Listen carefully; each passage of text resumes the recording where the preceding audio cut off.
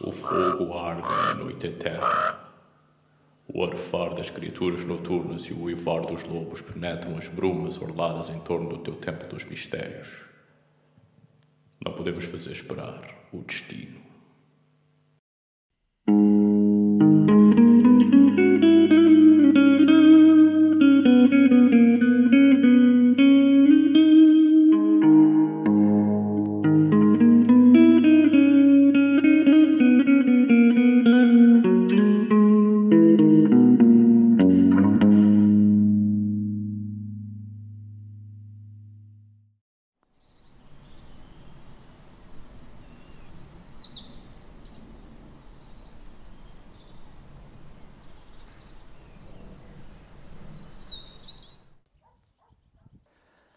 Hello dear friends, how are you? I'm Arith Härger, and today I'm going to briefly tell you a story about my first contact with paganism.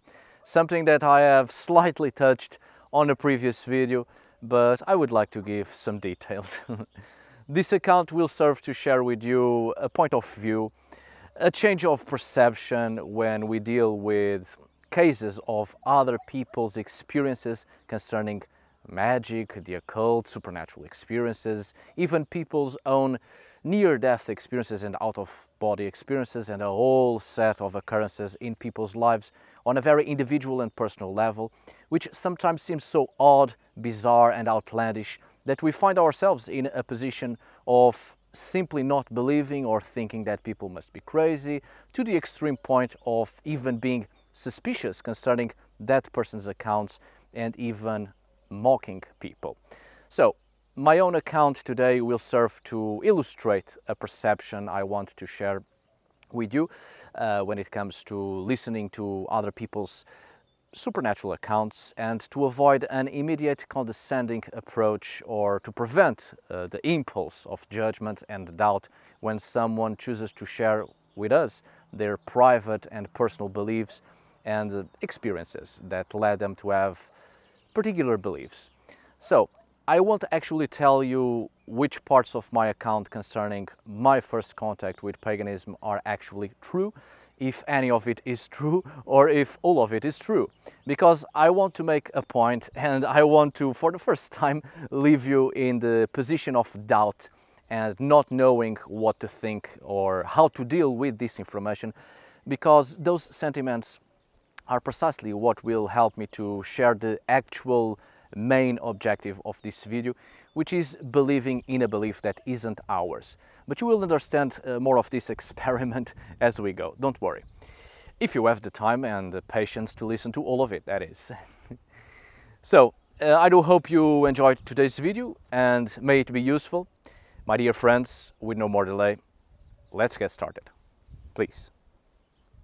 I was around 3 years old the first time I came in contact with paganism, perhaps a little bit older than that, maybe 4 years old. Obviously, I didn't know what paganism was, I didn't know about the existence of pagans. At 3-4 years old, you would be surprised how much my life changed at that point, and I've witnessed for the first time something quite horrible, but that is a story for another time, I'm sorry. And nothing to do with paganism. And I'm not yet ready to tell you that one. My apologies. Anyway, I grew up in the countryside in a very remote and isolated village. In religious terms, my whole world at that point was only within the Roman Catholic Church. There's only one tiny church outside the village, and I actually never went to the church, but people around here were Christians. We were all Christians, that's the point. And because we lived in such a remote area, only used to the people around here, everyone was always wary concerning outsiders. I must admit that indeed I was raised in a very racist village, highly xenophobic, anti-everything that wasn't us, but fortunately I grew out of it. But indeed the mentality here was very close-minded. Socially and religiously speaking, it was always very heavy, which contributed to turn me into a very hateful and dangerous person in years to come, and I'm still a work in progress. In all this heavy, bigoted Christianity, obviously paganism wasn't welcomed. However, not surprisingly, due to the fact of being a remote area, a lot of pagan traditions were kept, some of which, or the great majority, under the guise of Christianity, obviously, and others plain paganism, as I have figured it out when I became older, but people were simply not aware that it was paganism. Traditional folk magic and festivities from times immemorial and Christianity and the pagan past just blended. That's it. So, every time summer would arrive, it was cause for celebration, and it was one of those very few times the village opened its doors to outsiders to take part in the celebrations in the square. It was a village with about 50 people or so, but during these celebrations it brought 3 times that number of people from other villages. A few days of celebration in honor of summer, which ended up always with someone stabbed, robbed, murdered, someone always missing. But aside from those unfortunate occurrences, it was fun to engage in the celebration. There was one particular night when I was around 3 or 4 years old, as I said. The summer celebration would be especially grand. I remember there was a big truck filled with animals I had never seen before, huge animals panting and growling inside the truck. So the great majority of the village and other people from wherever were huddled together at the square. There were fireworks as well, horrible sound and horrible lights. It made all the animals frightened, those of the truck and those of the surrounding forests and mountains. And frankly, I was frightened also. Besides, the fireworks always burned someone's roof or crop field, but people kept doing this. Anyway, well, I wasn't comfortable there, obviously. Too many people, a great crowd, everything was so confusing, so loud, too many faces I had never seen before. I was wary and suspicious of all these movements. I didn't like the fact that all those animals were in cages inside a truck. I had never seen enclosed animals before until that point. It looked like a prison, and it made me anxious because you could hear their sounds, absolutely frightened and nervous, and that messed with my head. So, naturally, I left. It was nighttime, but it wasn't too late, about 9 o'clock I should say. But summer or winter, it makes no difference. The night here is always very, very dark. I didn't go home. I knew my way around the village, even in the dark. So I went down a path that led to a stream where my great-grandmother used to wash clothes. I remember that my father also washed his clothes there at some point. He wasn't from the village, but he was spending time there with my mother, and he was washing his clothes, and people in the village were shocked, absolutely shocked. What's this? A man washing his own clothes? And my grandparents and my great-grandmother were furious. Such shame, only women are supposed to wash clothes, not the men. So you get the mentality of this horrible village. Anyway, I went to the stream. I was always drawn to it, not because of something magical, but because in all of this boring village, the stream was practically the only interesting thing, with all sorts of birds and insects, toads and frogs gathering there. Well, it was very, very dark, as I said, so a bright red light caught my eye in the nearby forest. Just a little over the stream, beyond the trees, there was a fire in an opening of the forest in a little glade. So I was curious and walked over there. Wasn't that far, I didn't really venture that far, don't worry about my past self. There were shadows moving around the fire, which caught my eye. Silhouettes of people dancing in circles around the flames, around this big bonfire. There were many women there, dancing and dancing and dancing. In my mind, all that remains are shadows of women moving fast, shouting, screaming, crying, I think, and great and loud shrills like maddening beasts of the forest. But they were clearly celebrating summer, I suppose, in their own way.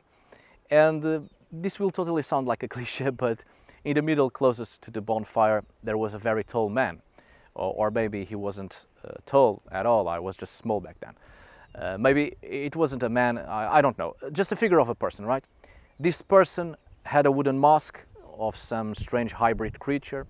It was one single piece carved of a block of wood, and it had horns and everything carved from that single piece of wood.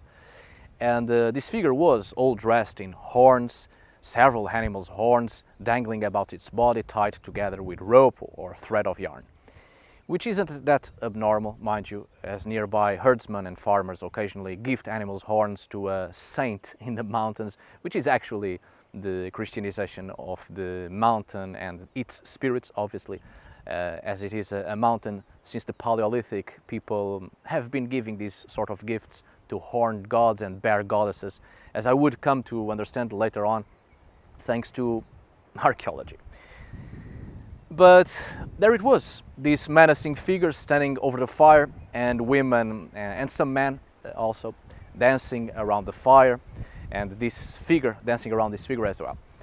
I saw myself in the middle of this circle all of a sudden, and I was looking straight at the sockets of the wooden mask, and there was definitely someone there. I saw the eyes glittering as the fire moved and mirrored on this person's eyes. The person looked at me, just the eyes, nothing else, barely moved. They were green. I distinctly remember thinking, I know these eyes. You see, the great majority of my family from my mother's side has green eyes. In the village wasn't very common, so green eyes are from my mother's side. So that person was definitely a relative of mine, quite possibly. I can't prove it, obviously, it has been practically 3 decades since this event, but I felt it in that moment and that's one of the few memories of that moment that is still quite active in my head. Outside the circle, in the darkness of the surrounding forest, where the light of the fire couldn't reach, there was movement, there was life. Wolves howled, not far off. There were shadows in the dark, blacker than the black of night. There were others, unseen, dancing in the gloom, slowly trying to reach the light, as if called by it, lured in, enticed by the flames. I don't know how long I was there. I don't know if this was indeed paganism and if these people knew that what they were doing was paganism, if they had the knowledge that this was a pagan expression, and if indeed they identified themselves as pagans. But while the village was focused on the celebration in the square, there was this group of people away from light, away from judgment, away from civilization, doing this entire celebration on their own, for themselves. It was a magical moment, as you might imagine, a magical moment for me at least. But only later, when I was in my middle teens, I started to think about this memory and see it with different eyes. And it seems to me to have been the first contact I had with paganism, obviously without knowing it. It's such a wonderful memory, so fantastical, and it seemed so outlandish, but nowadays just seems more than familiar. That entire performance gave me wonderful dreams. Dreams of walking without touching the floor, running over the stream, the undergrowth, and ultimately running on top of the trees, running with animal children. They were like me, only happier and wilder, laughing as they went, running without touching the floor. It was indeed something special, unfortunately only to be repressed soon after due to other terrible events when I started to have more contact with the city due to school. Now let's move on to the actual objective of this video. This is an experiment, and no, there's no need to try to figure it out which parts of my previous account are true or if all of it is true. Let's move past that and focus on the real mental assignment. This goes for everyone. We have all heard about other people's experiences, even if such people and experiences are not from our lifetime. We have certainly come about the beliefs of other cultures throughout human history. Many of us are quick to dismiss experiences and beliefs external to ourselves, perhaps because they just sound strange, out of the ordinary, doesn't quite fit into our reality, or we have never experienced certain supernatural occurrences, so we find it hard to believe that others may experience and even live and see the things they say. So we become suspicious and even go as far as to call people liars. But what if people are telling the truth according to what they have experienced? When hearing about other people's experiences, perhaps we should not start from the point of seeking to know the truth or falsehood of the account, but rather understanding or trying to understand that person's point of view according to the experience that person has had. A supernatural experience, be that the visitation of a spirit, a ghost sight, an out-of-body experience, and so on and so forth, may or may not be true, of course, and there are many explanations for such occurrences, be that a scientific explanation or the simple fact that people may be hallucinating or under stress or even lying, doesn't matter. It may not be the best approach starting to seek explanations and motives to immediately cancel the person or discredit their experience, or to indirectly or very directly express that you just think they aren't right in the head. People have certain experiences that aren't always easy to describe to others by the very people that had such experiences, let alone make people understand something that they never saw, felt, seen, or experienced. It's like loving someone. We don't choose who we love. We just love. It just happens. No one can tell us how to love or how we should love, and we can't quite explain why we love someone, how it feels. There are moments in life we simply experience things, and when we try to express them, we are just expressing something in the manner we have experienced. For as long as the experience endures and the way we experience it and how it makes us feel, it is real, it is happening, no matter what are the circumstances. Doesn't matter if it is due to illness or if there is a certain scientific explanation, because we are living it in the moment and it is real and it is happening. It is true in the way people have experienced it, even if it's not happening in real time or within the perception of time and space and reality that we have. It is nevertheless being experienced. I think this is important to reflect upon, not only when we deal with others, but also when we deal with people's cultures and belief systems, especially on an animistic level. We cannot simply assume people are mentally ill or playing tricks or being dishonest or even childish, because those sentiments are already placing those people in an illusion of inferiority in relation to us, and therefore we just put ourselves in a superior position which will blind us and prevent us from listening and even to experience events the same way those people have experienced. It's important to keep an open mind to all possibilities. And one possibility is indeed the experiences people had and are describing reflect one reality, at least on the level of perception, on how those people experience something. There is no universal law that tells us that reality must only be experienced the way we individually experience it. Reality becomes a form of perception according to the way people experience it. And people experience reality in multiple ways at all times. This is one of the reasons I have stated in past videos about animism that in animism there's a multiplicity of possibilities.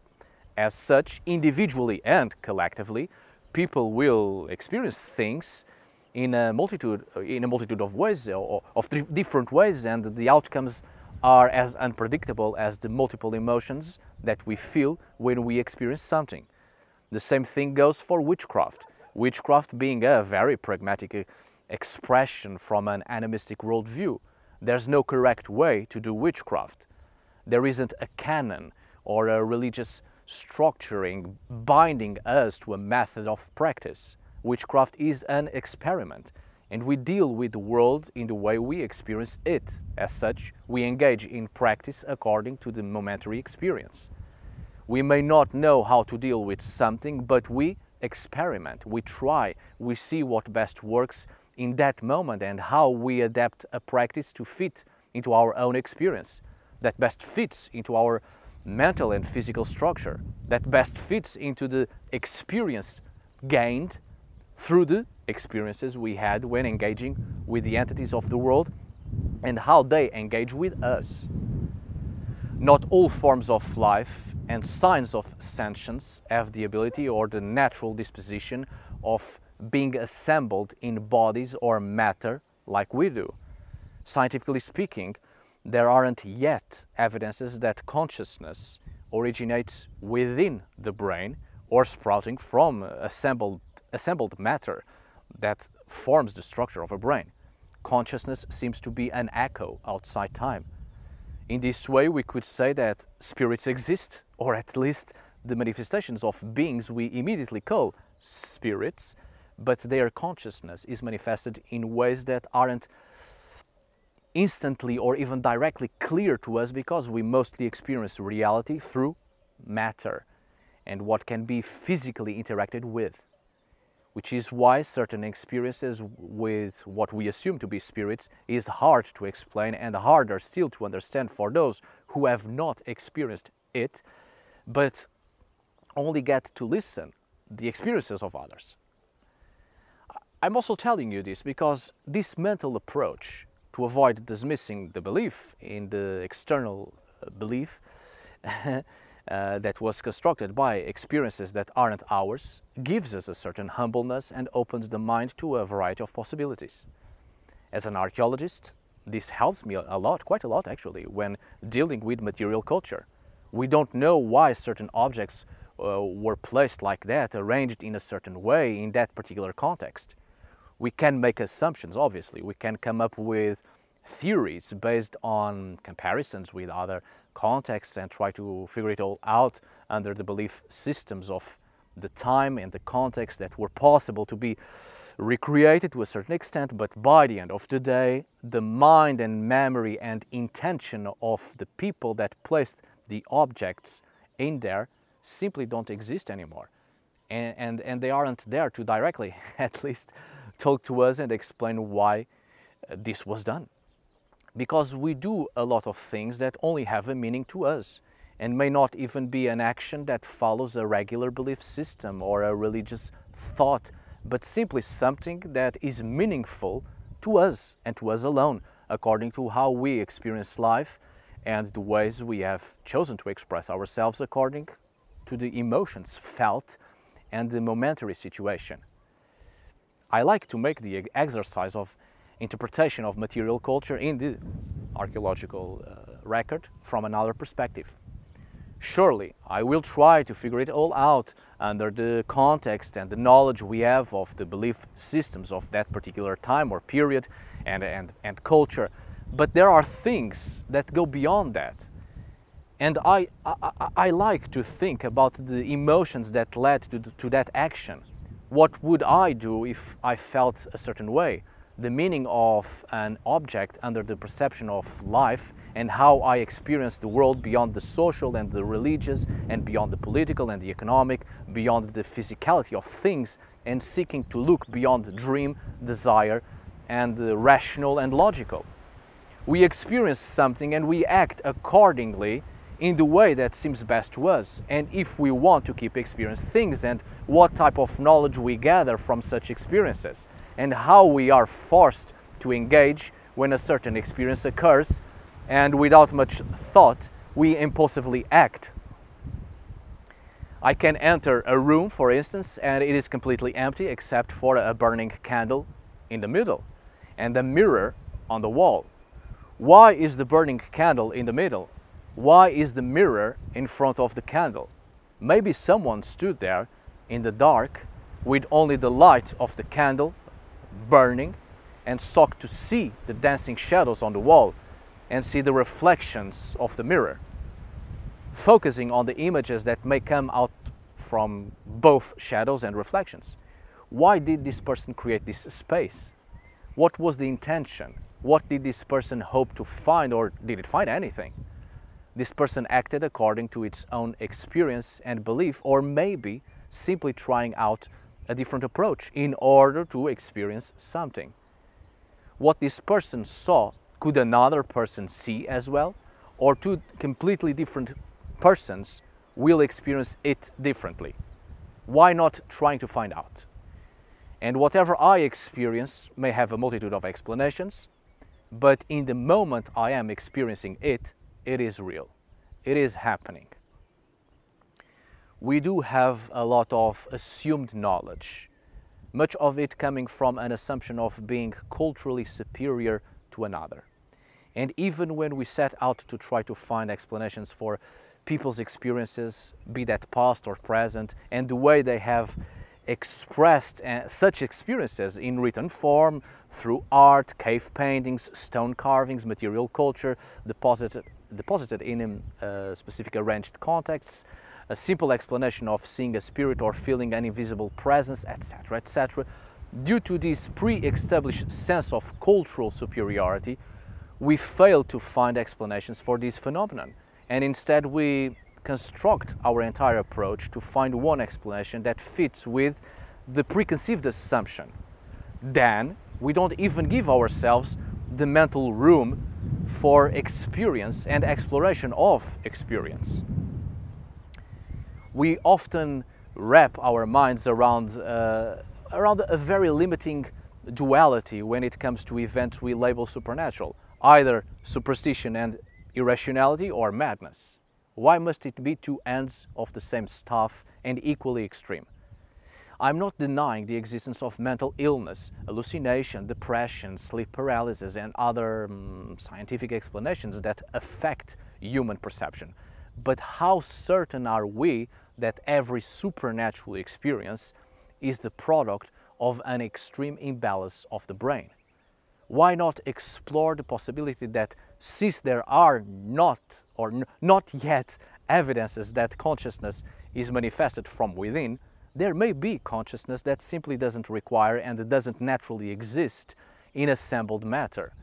And it can even manifest itself through matter, but not inhabiting it at all times. I'm not here asking to have faith. I'm simply stating that the exercise of believing in a belief external to ours is surely quite difficult, but it is a mind process, an experimentation that helps us to open our minds and see other horizons, and who knows, perhaps we get to experience something beyond the perception of what we have assumed to be the ordinary. It's certainly natural to have doubts and questions, but imposing preconceived assumptions and assumed knowledge will only lead us to seek out confirmation to what we have chosen to believe because it feels comfortable, and anything else outside that just feels wrong.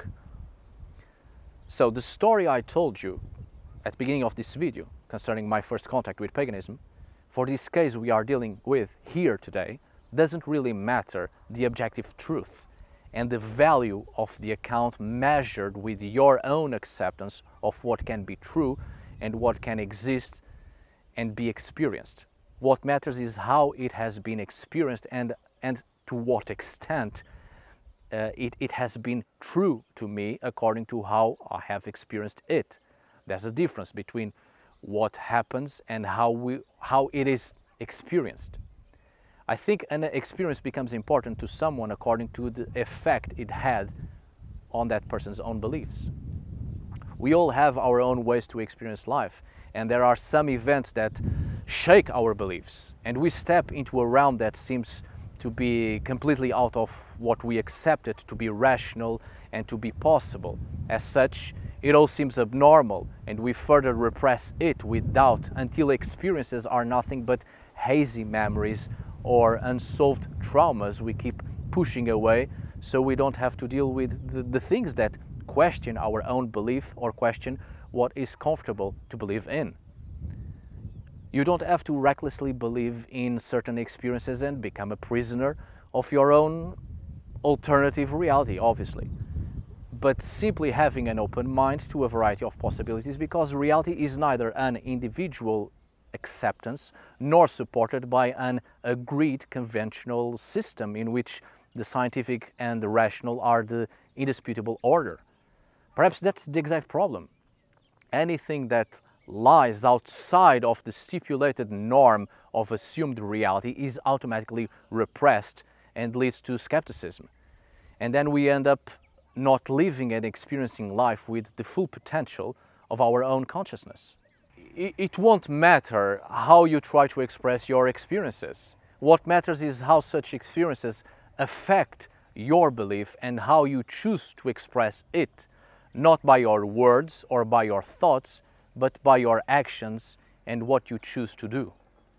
Alright, my dear friends, thank you so much for watching. I hope this video may come to be useful, and at the very least may it help you to experience things without the fear of having to go through a thorough self-examination just to bring you back to the reality that is safe and comfortable to experience, lest others call you insane.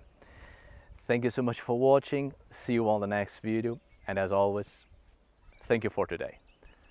Farewell, my dear friends.